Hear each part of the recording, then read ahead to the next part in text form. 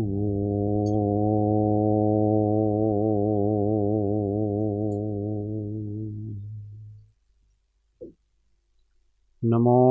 अरिहन्ताणं नमो सिद्धाणं नमो आयर्याणं नमो उवज्जायाणं नमो लोये सव्वसाहुणं तेसो पञ्चणमुकारो सव्वपावपणासण मङ्गलाणं च सव्वेसिं पडमं हवै मङ्गलम्।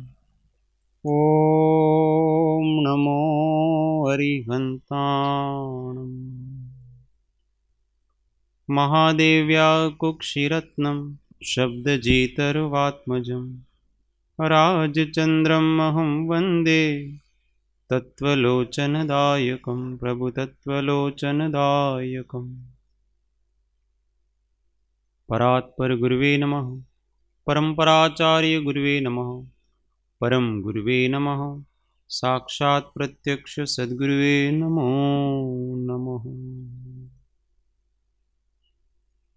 अनंत अनंत भाव भेद थी भरेली भली अनंत अनंत नाय निक्षेपे व्याख्यानी छे सकळ जगत गीत कारिणी हारिणी मोह तारिणी भवाब्धि मोक्ष चारिणी प्रमाणी छे उपमा आप्यानी जेने तमारा खवीते व्यर्थ आपवाथी निज मति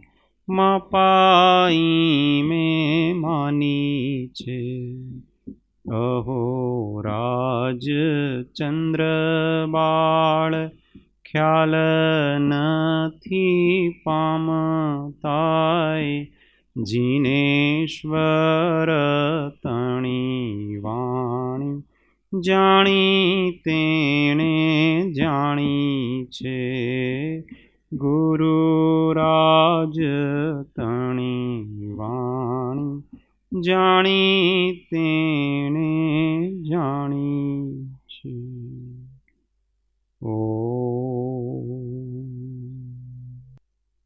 जय सद्गुरुवंदन। जय जय।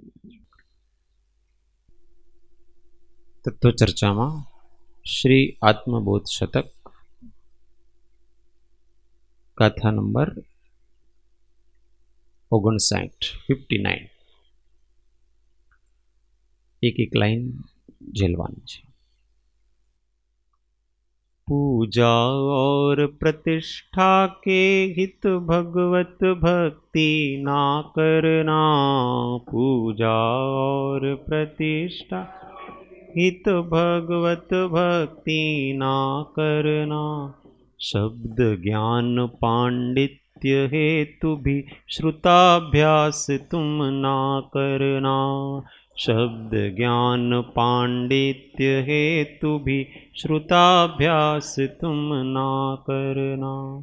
मात्र बाह्य उपलब्धि हेतु अनुष्ठान सब व्यर्थ रहा। मात्र बाह्य उपलब्धि हेतु अनुष्ठान सब व्यर्थ रहा। दृष्टि सम्यक नहीं हुई तो पुरुषार्थ क्या अर्थ रहा। दृष्टि पुरुषार्थ क्या अर्थ रहा। पूजा और प्रतिष्ठा के हित भगवत भक्ति ना करना। शब्द ज्ञान पांडित्य हेतु भी श्रुताभ्यास तुम ना करना। मात्र बाह्य उपलब्धि हेतु अनुष्ठान सब व्यर्थ रहा। दृष्टि सम्यक नहीं हुई तो पुरुषार्थ क्या अर्थ रहा। दृष्टि सम्यक नहीं हुई तो पुरुषार्थ क्या अर्थ रहा। अब कहते हैं पूजा और प्रतिष्ठा के हित भगवत भक्ति ना करना। भगवान की भक्ति है वो पूजा के लिए नहीं करना। पूजा के लिए मतलब मैं भगवान की पूजा करूंगा तो लोग मुझे पूजेंगे क्योंकि बड़े व्यक्ति की सेवा करने वाले सेवक को भी लोग उसकी सेवा करते हैं, सेवक की सेवा करते हैं। तो मैं भगवान को पूजूंगा तो लोग मुझे पूजेंगे। ऐसा करके पूजा के लिए भी भगवान की भक्ति नहीं करना। और प्रतिष्ठा के हित, प्रतिष्ठा का मतलब ये बड़ा काम, लोकमान्य काम है। पूजा करना क्या है, भगवान की भक्ति करना है, वो लोकों में आदर मिलता है, उसको सम्माननीय काम है।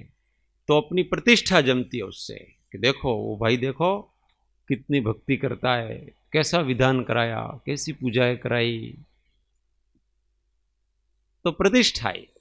तो बाहर दिखाने के लिए भी नहीं कि वो वरघोड़ो काढ़ो देखो कैसा जुलूस निकालो, वैभव। तो अपना वैभव दिखाने के लिए भी भगवत भक्ति नहीं करना। भगवान के सामने अपना क्या वैभव दिखाए उनके सामने अपन कुछ नहीं है। तो पूजा और प्रतिष्ठा के हित भगवत भक्ति ना करना। अब भक्ति के बाद अब ज्ञान की बात आती है। शब्द ज्ञान पांडित्य हेतु भी श्रुताभ्यास तुम ना करना। शब्द ज्ञान और पांडित्य, कुछ सीख जाएंगे अपन, ज्ञान बढ़ेगा। ज्ञान बढ़ेगा तो क्या है, लोग अपने को ज्ञानी मानेंगे और फिर पंडिताई करेंगे, दूसरों को सिखाएंगे, पढ़ाएंगे, ये पंडिताई करेंगे। तो इसके लिए भी कहते हैं कि तुम श्रुताभ्यास नहीं करना। श्रुत का अभ्यास इसके लिए नहीं है। श्रुत का अभ्यास श्रुत मतलब स्वाध्याय, शास्त्रों का अभ्यास, वो अपने आप को समझने के लिए है। मैं कौन हूं, पर कौन है, बंध क्या है, मोक्ष क्या है, कैसे बंध होता है, कैसे मुक्ति होती है, ये सब समझने के लिए है श्रुत अभ्यास। इसलिए उसको स्वाध्याय कहते हैं, अध्ययन करना। पदार्थों के स्वरूप का जिसमें अध्ययन किया जाता है उसको स्वाध्याय कहते हैं। तो अपने लिए होना चाहिए, दूसरों को समझाने के लिए नहीं। अपने को आता है और फिर दूसरे को समझा दे तो अच्छी बात है, अपना भी कल्याण, सामने वाला का भी कल्याण है। अपने को पुण्य मिलता है, सामने वालों को तत्व मिलता है। सहज बात अच्छी है, पर उसके लिए करना अच्छा नहीं है। हमको आता है और हम दूसरों को सिखाए वो बात अलग है, पर सिखाने के लिए सीखना ये ठीक नहीं है। हम टीचर नहीं हैं कि हमको बच्चों को सिखाना है। वो टीचर है ना, पढ़ते हैं, पहले पढ़ के जाएंगे। क्यों पढ़ के जाएंगे? क्योंकि उनको पढ़ाना है। तो भाई ऐसा नहीं है। अपने तो दूसरों को सिखाने के हम सीखें, हमको सहज रूप से आता है, हमको जितना आता है हम आपको बता सकते हैं, बाकी तो विशेष तो भगवान जानते हैं। मात्र बाह्य उपलब्धि हेतु अनुष्ठान सब व्यर्थ रहा। बाह्य उपलब्धि, बाह्य उपलब्धि क्या है? पूजा, प्रतिष्ठा, जगत में कीर्ति, मान, धन, संपत्ति, ये सब बाह्य उपलब्धियां हैं। बहुत लोग कह देंगे आप बहुत अच्छे हो भाई, इतना अच्छा बोलते हो कि हमारे रोम रोम खड़े हो जाते हैं। फिर भी इस आत्मा का कल्याण नहीं हुआ तो आपके रोम खड़े होने से मुझे क्या? कोई ऐसे होते हैं कि खुद तो उसके प्रवचन से लाखों लोग तिर जाते हैं, वो डूबा रहता। ऐसे भी होते हैं बहुत से। तो मुख्य तो अपने को अपने तिरना है, दूसरा का तो भवितव्य होगा तो वो तिरेगा, नहीं तो नहीं तिरेगा। सबके अपने अपने ऋणानुबंध हैं। किस व्यक्ति को किसकी बात लगती है, किसको किसकी बात लगती है, वो जिस प्रकार से उसका ऋणानुबंध होता है ना, उस प्रकार से लगती है। हर एक की बात हर एक को नहीं लगती है, भले बात सच्ची हो, परंतु वो सच्ची बात है, वो जिसके साथ उसका अनुबंध है ना, उसी के साथ वो लगेगी। दूसरा उसको बार बार, घर वाले भी वही समझाते हैं बहुत बार अपने को, परंतु हमारे को घर वाले की बात नहीं लगती, और बाहर वाला वही बात कभी समझाता है, लग जाती है। अब यहां हजारों बार यही बात की थी, मम्मी ने की थी, पापा ने, सबने की थी परंतु वो क्यों? क्योंकि उसका उदय और अनुबंध उसके साथ। और फिर किसकी बात लगती है तो फिर उसके व्यक्तित्व का असर भी होता है। ये सब बातें मिल करके फिर चोट लगती है।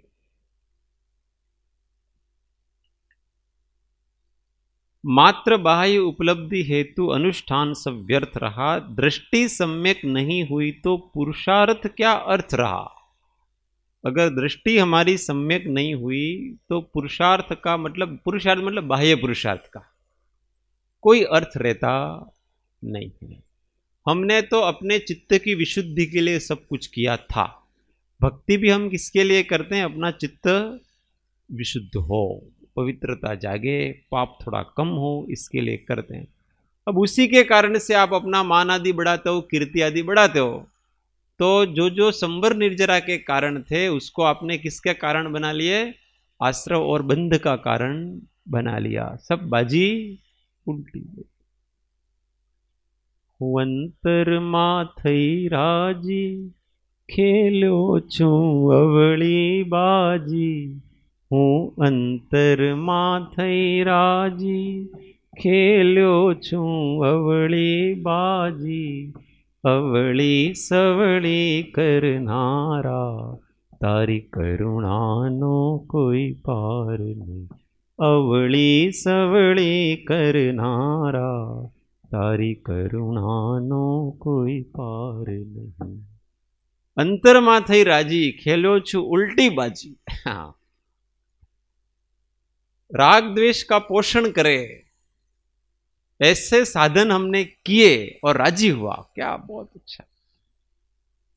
कितनी प्रतिष्ठा मिल रही है अपने को, लोग कितना अपने को मान रहे हैं। तो मान के लिए सब किया था। मान के लिए सन्यास नहीं है, मान के लिए पूजा नहीं, मान के लिए भक्ति नहीं, मान के लिए स्वाध्याय नहीं, किसी के लिए नहीं, अपने आप को मानने के लिए। किसके लिए है? अपने आप को मानने के लिए है।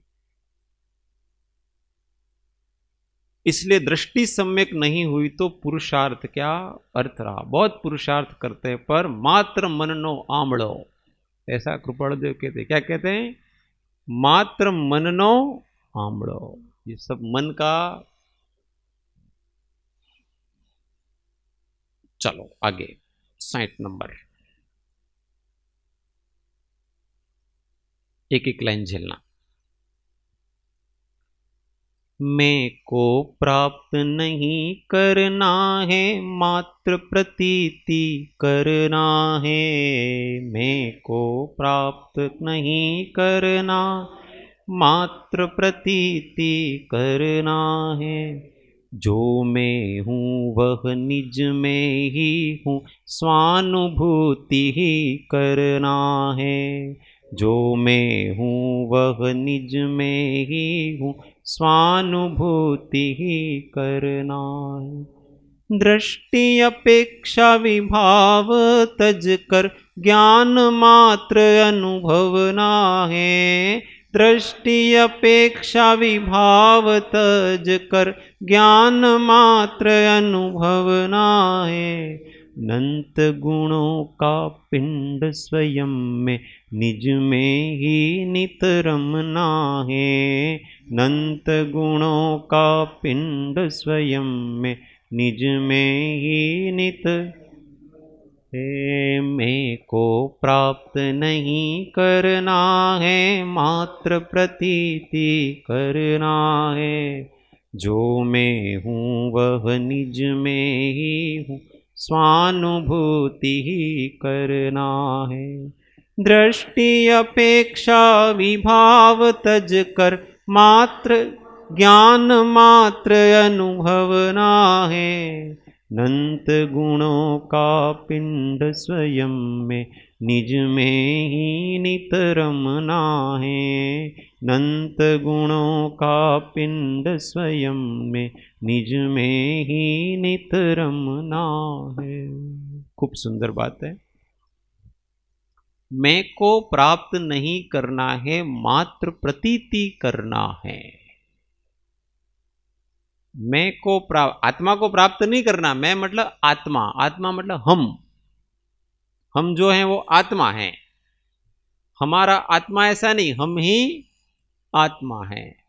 तो हमको प्राप्त नहीं करना है, हमको प्राप्त नहीं करना है। हमको क्या करना है? हमारी प्रतीति करनी है, हमारी श्रद्धा करनी है कि हम हैं। दुनिया के लोगों को अपने ऊपर ही विश्वास नहीं है। अज्ञानी जीवों को अपने ही अस्तित्व पर शंका है। बड़े अचरज की बात। कृपालदेव कहते हैं, आत्मानी शंका करे आत्मा पोते आप, शंका नो करनार ते अचरज एक अमाप। गजब की बात है। आत्मानी शंका करे आत्मा पोते आप। अपन खुद ही अपनी शंका कर रहे हैं कि आत्मा है कि नहीं। बोलो, आत्मा है कि नहीं? मैं प्रश्न पूछ रहा हूं। देखा किसी ने?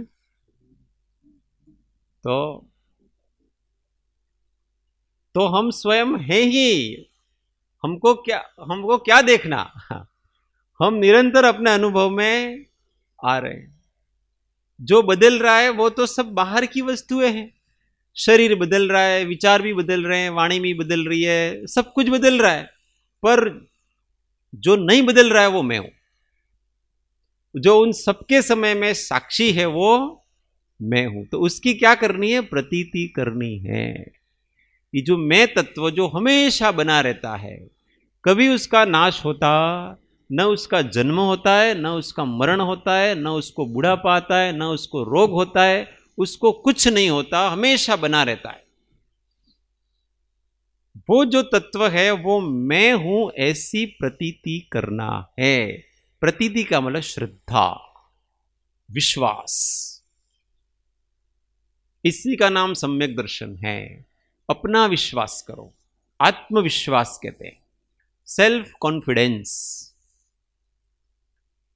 अपना ही विश्वास नहीं है तो फिर किसके ऊपर विश्वास करेंगे? दुनिया में लोग उल्टे चलते हैं। दूसरे के ऊपर खूब विश्वास है, अपने ऊपर विश्वास नहीं। अपने ऊपर विश्वास करें। मैं हूं और मैं हूं, मैं था और मैं रहूंगा। मेरा कभी नाश होता नहीं। जिसका नाश होता है वो मैं नहीं हूं। इतनी सी बात, ज्ञान इतना ही है बस। बहुत अधिक ज्ञान, द्वादशांगी का सार इतना ही है कि देहादि से भिन्न में शुद्ध बुद्ध चैतन्य स्वरूप अविनाशी आत्मा। बस इसको बीज ज्ञान कहते हैं। इतना ज्ञान हो गया तो बहुत ज्ञान। इसी ज्ञान से कालांतर में राग द्वेष की निवृत्ति होकर के केवल ज्ञान प्रगटेगा। श्री सद्गुरुए कहो छे, एवा निर्ग्रंथ मार्गनो सदाए आश्रय रहो। अब बीज ज्ञान कहते हैं। हूँ देहादि स्वरूप, वो मार्ग बता रहे। हूँ देहादि स्वरूप नहीं अने देह स्त्री पुत्रादि कोई पण मारा नहीं। शुद्ध चैतन्य स्वरूप अविनाशी एवो हूँ आत्मा छूं। एम आत्मभावना करता राग द्वेषनो क्षय थाय। ऐसी आत्मभावना, यही प्रतीति करते हैं तो भावना हमेशा रहती है। तो फिर सहज ही राग द्वेष का क्षय होता जाता। तो यहां कहते हैं कि मैं को प्राप्त नहीं करना है, मात्र प्रतीति करना है। अब दूसरी बात, जो मैं हूं वह निज में ही हूं, स्वानुभूति ही करना है। जो भी हूं मैं अपने अंदर हूं, शरीर में नहीं हूं मैं।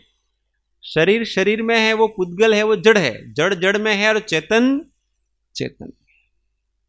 तो इस समस्त शरीर में व्याप्त, शरीर में नहीं, शरीर नहीं, शरीर में व्याप्त जो चेतन तत्व है वो मैं हूं, ऐसा अभ्यास करना।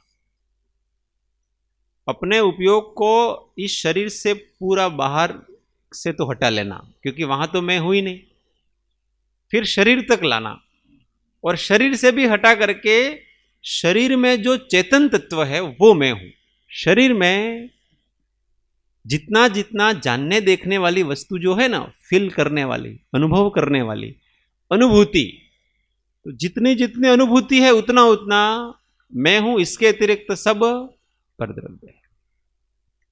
तो केवल अनुभव रह जाता है, बाकी सब चला जाता है। देखो, ये आत्मा की अनुभूति करने का सरल उपाय है। मैं हूं, बस इसका अनुभव करते जाओ, और जो जो विकल्प आए राग द्वेष के उसको हटाते जाओ। मैं को पकड़ के रखो, प्रगाढ़ अपनी स्वसत्ता को। धीमे धीमे ये राग द्वेष के बादल छटेंगे, और जैसे बादल छटने से सूर्य प्रकाशित होता है, उसी प्रकार से अपना अस्तित्व का भास होता है। आभास नहीं होता है, भास होता। जिस प्रकार से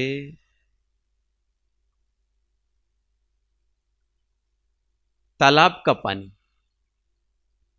वो जब ठहर जाता है, शरद ऋतु आती है ना, तो ठहर जाता है, हवा नहीं चलती है, ठहर जाता है, तो सारा गंदा पानी है वो नीचे बैठ जाता है। उस समय हम जाकर के देखें तो हमारा चेहरा उसमें दिखता है पानी में, क्योंकि पानी स्वच्छ हो गया है। उसी प्रकार से हमारे अंदर ये राग द्वेष विषय कषाय आदि शांत हो जाएंगे, तो हम ही अपने अंदर दिखेंगे। अपना प्रतिबिंब अपने अंदर पड़ेगा, हम अनुभव में आएंगे, अपने आप को अनुभव में आएंगे। करना क्या है कि अपने को ये राग द्वेष रूपी पानी है वो कल्लोल हैं, वो हिला रहे हैं, अपने आत्म प्रदेशों को हिला रहा है, विक्षोभ कर रहा है, विकारी कर रहा है, बस वो शांत कर लो। मोह राग और द्वेष को जीत लो, तो हम तो वहीं के वहीं हैं, अनादि काल से हैं, अनंत काल तक रहने वाले। पर मोह राग और द्वेष, काम क्रोध आदि विकार हैं, वो विकार हैं, वो अपने को अपना अनुभव नहीं होने देते। अनुभव नहीं होने देने में अड़चन वो है, दूसरे पदार्थ भी अड़चन नहीं है, अपने विकार हैं वो ही अड़चन है। बस अपने विकारों को जीतते जाओ और अपना अनुभव करते जाओ। जितने राग द्वेष मोह माया काम क्रोध लोभ मोह मद मत्सर आरंपरिक विषय वृत्ति भोगों की वासना तृष्णा, ये सब जितना जितना कम होती जाएंगी, उतना उतना हम अपने आप को अनुभव करते जाएंगे, निरंतर करते जाएंगे। जितनी वासना कम हुई उतनी शांति प्रकट हुई, और उतनी शांति आत्मा में हमेशा रहती है। जितना आत्मा ऐसा नहीं कि झटके में अनुभव होता है, ये तो क्रम क्रम से निखरता है, और जब केवल ज्ञान होता है तो वो पूरी तरह से निखर जाता है। तो ये अभ्यास करते रहे अपन, निरंतर अपने को शांत करने का अभ्यास।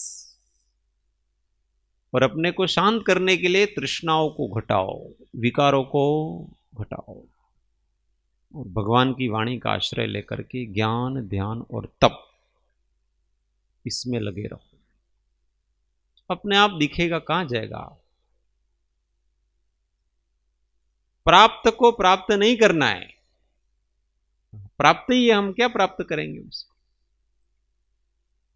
बस उसको शुद्ध करना है।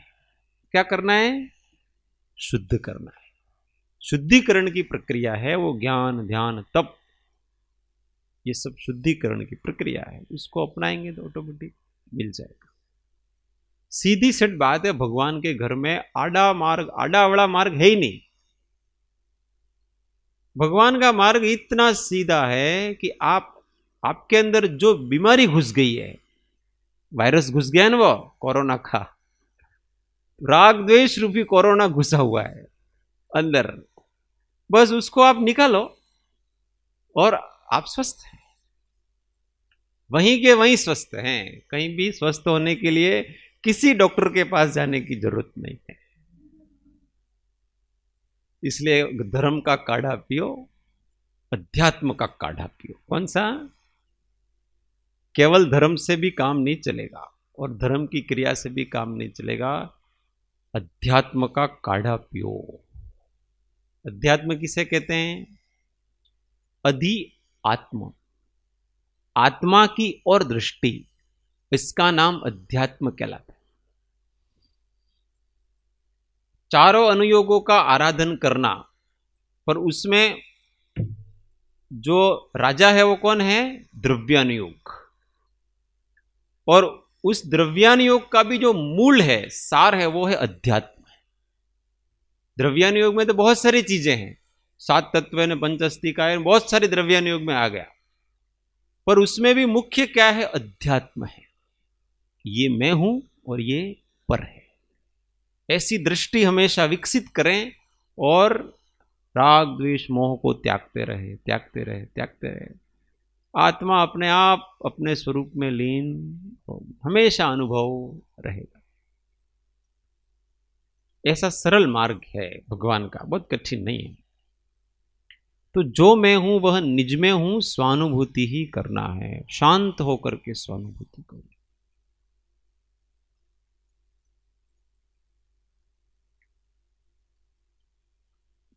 शांत रहूं मैं, शांत बनूं मैं, निज शांति को ध्याऊं मैं, निज शांति को ध्याऊं मैं। गुरु कृपा का अंजन लेकर, गुरु कृपा का अंजन लेकर, स्वरूप समाधि पाऊं मैं। शांत रहूं, शांत बनूं, निज शांति को ध्याऊं मैं, निज शांति को ध्याऊं मैं। शांत होकर के एक कोने में बैठ करके अपने आत्मा को निहारने का प्रयत्न करना है। मूल प्रयत्न हम कम करते हैं, उत्तर प्रयत्न ज्यादा करते हैं। प्रवृत्ति में हमको बहुत मजा आता है, ये भूमिका ही है, इसकी कैपेसिटी इतनी नहीं है ना, इसलिए। परंतु हम 10 बार दिन में 10-10 मिनट आत्मानुभव का प्रयास करो। केवल 10 बार दिन में 10-10 मिनट स्वरूपानुसंधान, बाकी सब चीजें छोड़ो। मैं शांत निराकुल चैतन्य आत्मा हूं, शांति मेरा स्वभाव है, मैं आनंद स्वरूप हूं, ये शरीर मैं नहीं हूं, ये वाणी भी मैं नहीं हूं, ये आती जाती श्वास है वो भी मैं नहीं हूं, ये आते जाते विचार हैं वो भी मेरे नहीं हैं। इन सब का सहज जानने वाला, देखने वाला, ज्ञाता दृष्टा सहज साक्षी स्वरूप आत्मा हूं।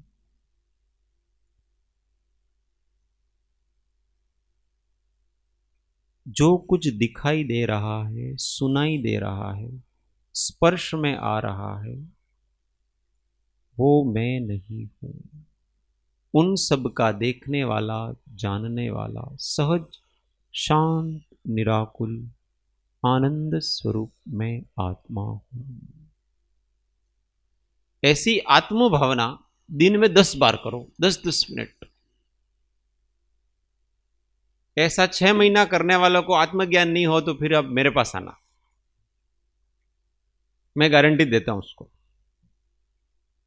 ऐसा अभ्यास 6 महीना करने वालों को अगर आत्मज्ञान नहीं हो तो अपन गारंटी, पर अभ्यास में फिर चरी पथ्य पालना पड़ता है।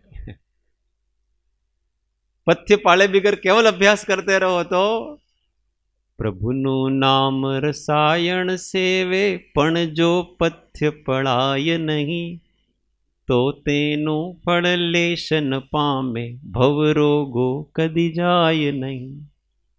ऐसा अभ्यास करो, पर हम पथ्य देते हैं उसका भी पालन करो। अब राग द्वेष निकालने का, आरंभ परिग्रह कम करने का वो पथ्य देंगे, विषयों से निवृत्ति करने का वो पथ्य है।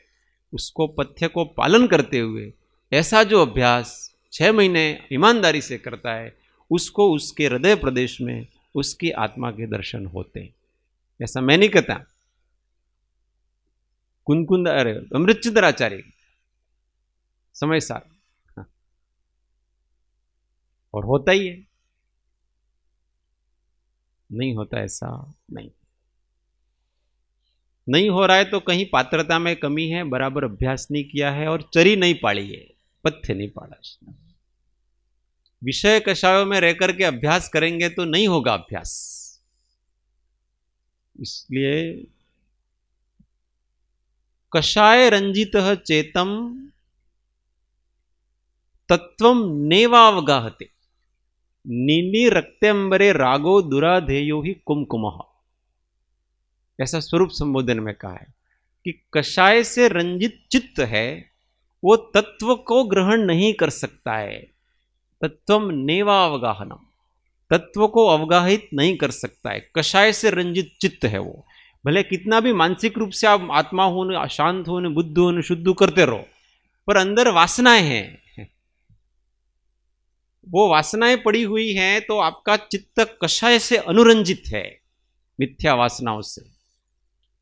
तो तत्वम नेवावगाहते, तत्व को ग्रहण नहीं कर सकेगा। आत्मभाव को ग्रहण कैसे ग्रहण नहीं कर सकता है?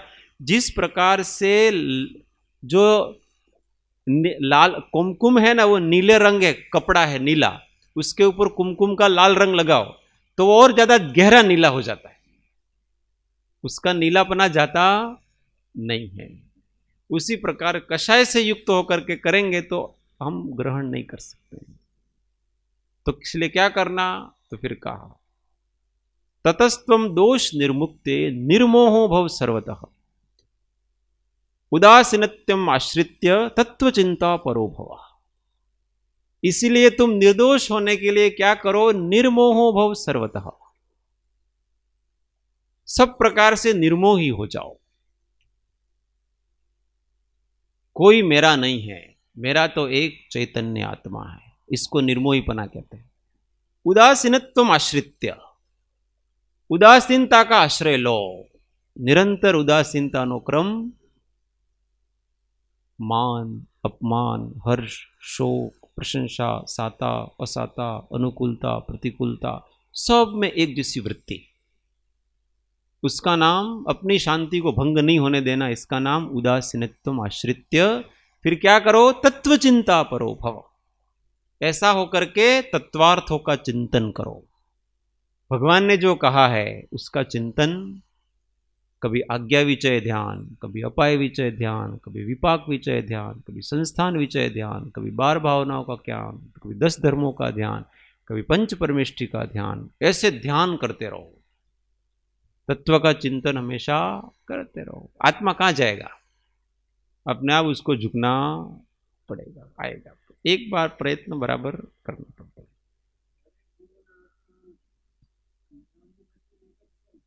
દરેક જીવનો આત્મા દ્રવ્યની દ્રષ્ટિથી એક જ છે કે નહીં પૂછે તો એક જ છે.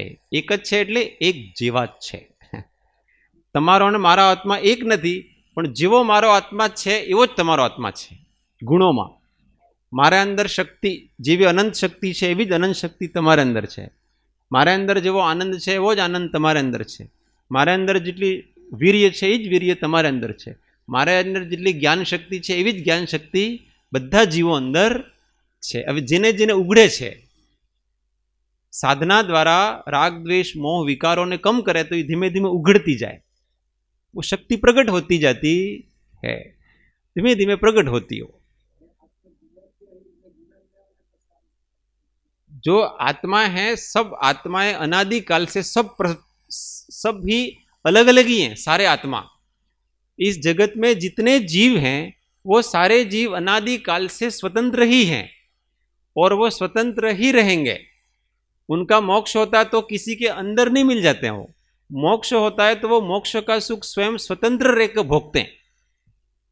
नहीं तो मोक्ष होने के बाद किसी और परमात्मा में मिल गए तो अपना अस्तित्व तो समाप्त हो गया ना, तो फिर अपना आनंद कौन भोगेगा? अपने को तो भोगा ही नहीं ना।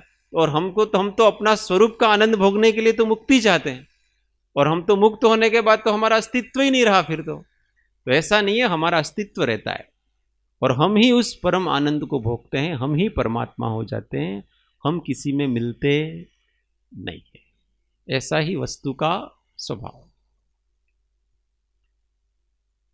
आगे कहते हैं दृष्टि अपेक्षा विभाव तजकर ज्ञान मात्र अनुभवना है। दृष्टि अपेक्षा से विभाव का त्याग करना है।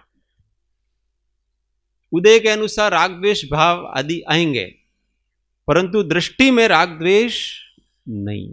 ये मेरे नहीं है, ये मेरे नहीं है, ये मेरे नहीं, ये मेरे नहीं। ऐसा करते करते ज्ञान मात्र का मैं तो ज्ञाता हूं, मैं ज्ञाता हूं, मैं ज्ञाता हूं, बस ऐसा करते करते अनुभूति की तरफ व्यक्ति, ये 24 घंटे का अपना काम है। हमेशा जहां जहां से भी राग द्वेष पैदा होता है उन व्यक्तियों से, उन वस्तुओं से सावधान, और फिर ज्ञान भावना से उस राग द्वेष को भी निकालना। वृत्ति बाहर जाती है तो उसको रोकना। अनंत गुणों का पिंड स्वयं में निज में ही नित रमना है। मैं अनंत गुणों का पिंड हूं, मुझको निज में ही नित रमना है। अपने अंदर ही रमना है, कहीं और जाना नहीं है। हे भगवान आप मुझे अपने में मिला लो। जब अपन ऐसा कहते हैं तो वो दूसरे में नहीं मिल जाते। हम अपने ही स्वरूप में, अपना भगवत स्वरूप है उसी में लीन हो जाते हैं और अनंत काल तक फिर उसी में रहते हैं। ऐसा अपना स्वभाव है। समझाते समाये। एक बार अच्छी तरह से अपने को समझ लेना, वस्तु के स्वरूप को समझ लेना और फिर अपने अंदर समाने का प्रोसेस चालू कर देना। वो प्रोसेस लंबा है, पर जिस दिन से हम चालू करते हैं उसी दिन से हमारा आनंद बढ़ता जाता है, बढ़ता जाता है। संकल्प कर लिया कि आज से ही मुझे अंदर समाने का प्रयत्न चालू करना। समझ तो गया कि ये सब परद्रव्य मेरे नहीं है, परभाव मेरे नहीं है, मेरा तो एक शुद्ध बुद्ध चैतन्य सच्चिदानंद स्वरूप आत्मा है। अब वैसा अभ्यास चालू। तो परद्रव्यों में जो ममत्व भाव है, तृष्णाएं हैं, ये सब धीमे धीमे कम करते जाना। जितने जितने कम होती जाएगी उतना उतना अंदर का आनंद बढ़ता जाएगा। वीतराग विज्ञान है। यहाँ किसी के ऊपर डिपेंड रहना, हम जितना पुरुषार्थ अपना करते जाएंगे उतना उतना लाभ हमको मिलता जाएगा। जो इच्छो परमार्थ तो करो सत्य पुरुषार्थ, भव स्थिति आदि नाम लई छेदो नहीं आत्मा। भव स्थिति आदि नाम लई छेदो नहीं आत्मा। इसके लिए क्या करना पड़ता है? संतों की संगति करनी पड़ती है। अपने आप भी नहीं होता है, संत की संगति में अधिक अच्छी तरह से सत्संग में रहना पड़ता है। अंत मंगल।